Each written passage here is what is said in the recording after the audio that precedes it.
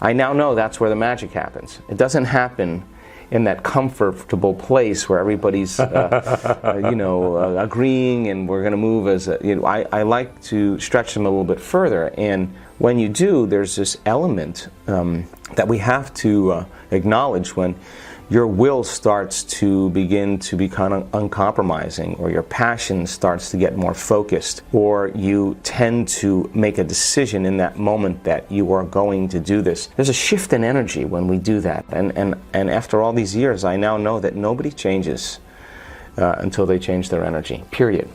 And when you change your energy, you change your life. And in getting people to stay there then, I think is what I'm truly passionate about. To be able to regulate internal states independent of the conditions in their external environment means they're beginning to master their environment. So they're less reactionary to their boss or to their ex. They're more present with their family and their friends. They tend to have happiness and joy for no apparent reason. Their body is releasing old neurological and emotional patterns. They tend to be freer in their expression. They think better. They see futures and dream of futures and create. And they tend to lead with their hearts more in their lives. And I think that's a new model of human evolution. I always say, look, I don't care that you stop doing the work. What I care about is when you start doing it again. And being defined by a vision of the future, the alternative is to be defined by the memories of the past. To fall in love with the future is so much more important than keep falling in love with your past. To romance a future is so much better than romancing the past. So I think that when people really start seeing the benefits of their efforts, now it becomes instrumental. It's no longer that there's a dread that they have to get up and create. They notice the magic in their life and they want to keep it going. So they're excited about doing it, they're excited about changing, and they show up to certain degrees unpredictable in their life, and people notice that. They're not reacting as much, they're not complaining as much, they're not as frustrated, they're not in a program, and when you're not in the program, you're in the unknown, right? And so people start to notice, hey, something different about you, and that means then that they belong to their future now more than they belong to their past. Because if they're in a program or a habit or they're emotional, they are in their past. So I love that because we're working now in our 7-day retreats on a whole nother level. And this is what I'm passionate about. Many of our students, many of our community, people in our community can very easily create heart coherence and sustain it for extended periods of time. Many of our students know how to change their brain waves, and they know how to sustain brain coherence, beautiful brain coherence, for extended periods of time. Not just have a moment, but they know how to stay in that zone, and we've worked on practicing that in our events. 4-day events, 4.5-day events, I see people break through. They're free, but they're not fully grounded in that state. When they return back to their lives and all of a sudden they start getting triggered in different ways, right. They lose the magic, right? So even though they're doing the work, they have to work a little harder. So, but many people, they make their way.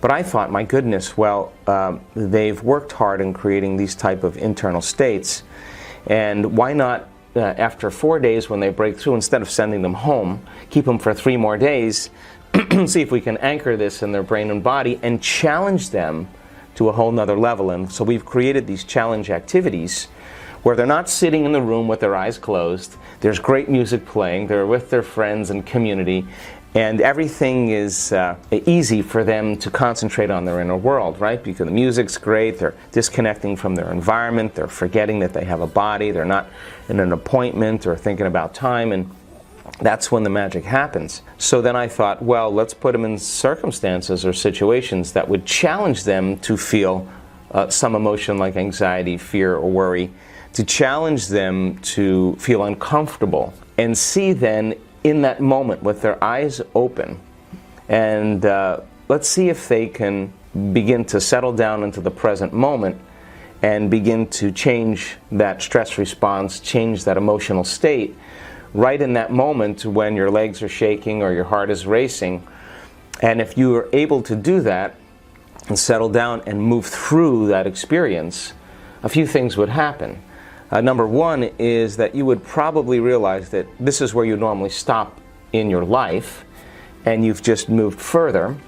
When you return back to your life, similar situations come up, you may actually settle your brain and body down with your eyes open and be able to make that change and not go into a program, because I believe that we learn the most about ourselves when we're uncomfortable, and we learn the most about others when we're uncomfortable. So why not put them in uncomfortable situations and see if they're able to do that? Number 3, if you're standing on a post at 40 feet and the little frame that you're standing on is wobbling and your heart is racing and you're able to settle yourself down and be able to execute and move through it, you may perceive the things in your life as less threatening. You may relatively say, well, this was nothing after what I've just done. Number 4, energy and emotions, as you know, tend to be stored equally or more in the body as in they are in the brain.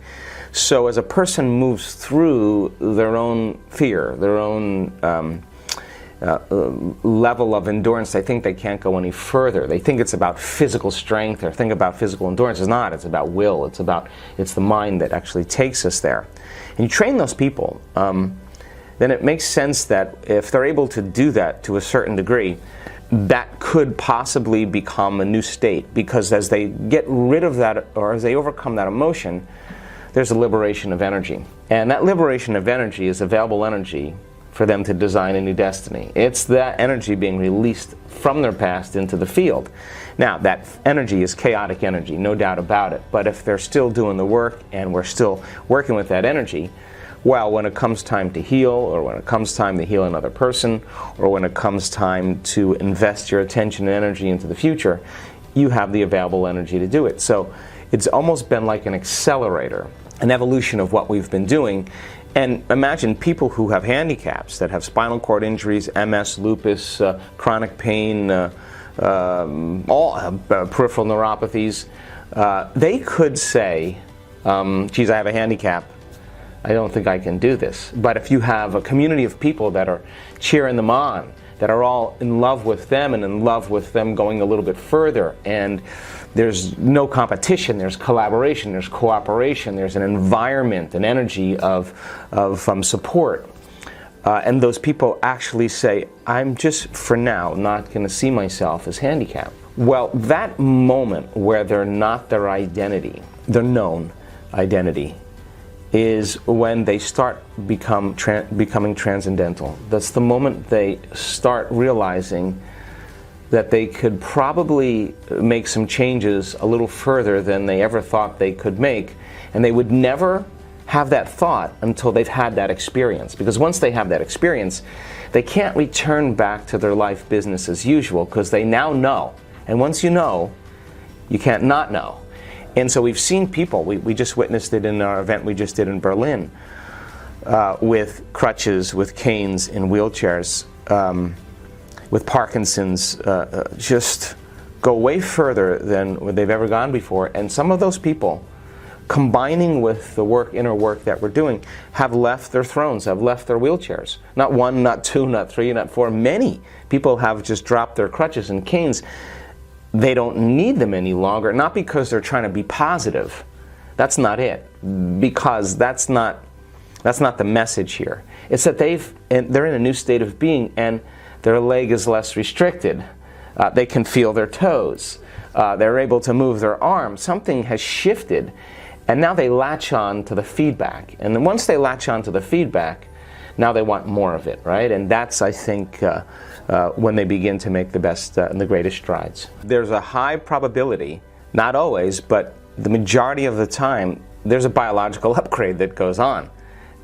Because the nervous system is processing. I mean, the higher the amplitude, the higher the energy. So, and you can't have energy without consciousness. So they're more conscious, they're more aware. But it's not they're aware of what's going on in their environment when they're doing the meditation. They're aware of what's going on between their ears. They're not visualizing, imagining, mentally rehearsing any longer.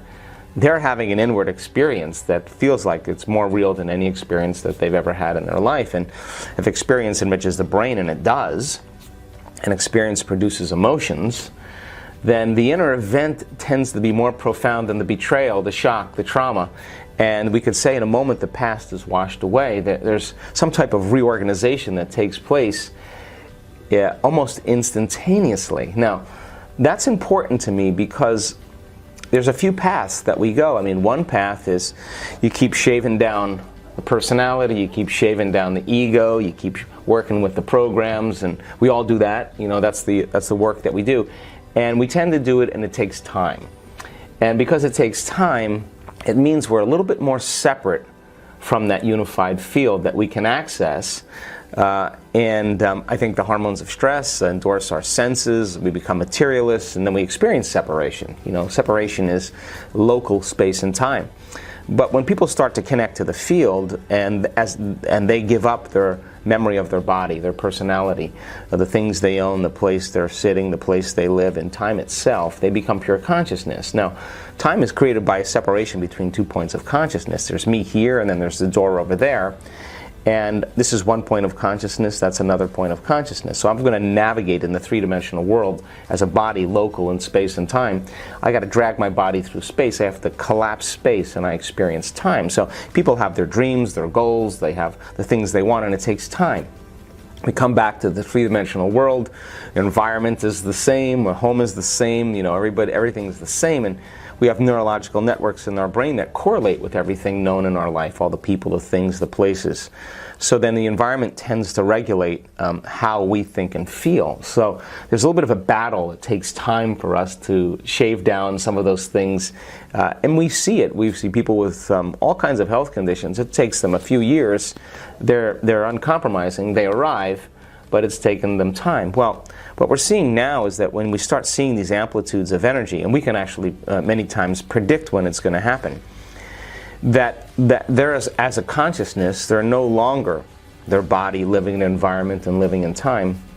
They've disconnected from all of those elements. And if you're not your body, and if you're not your personality, and you're not the memory of your identity, and your cell phone, and your possessions, and where you live, and time, your appointments, the only thing you're left as is consciousness and awareness. And so when people begin to connect to that field, and they begin to pay attention to it, to experience it, to stay present with it, to become more aware of it, and they have the laxity of time that we're in a retreat and there's just nothing else to do, and they really, really get sincere and put their attention on it, they start to connect to that field.